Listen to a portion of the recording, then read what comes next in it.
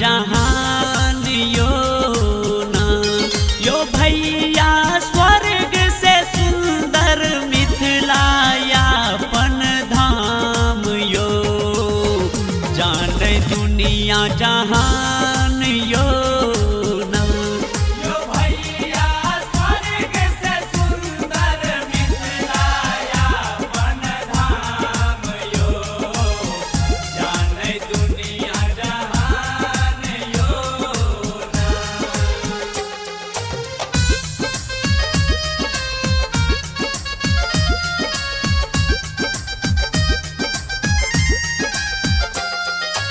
Music by DJ Vikas Sitamarhi.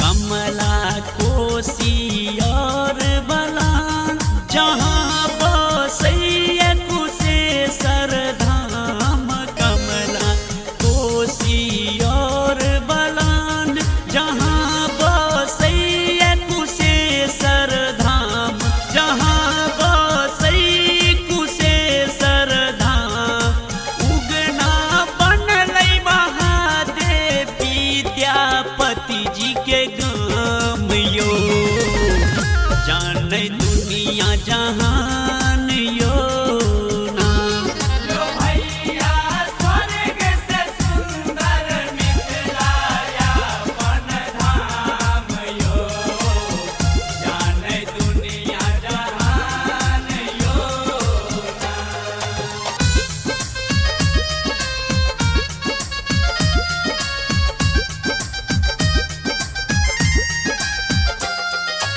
Music by DJ Vikas Sitamarhi.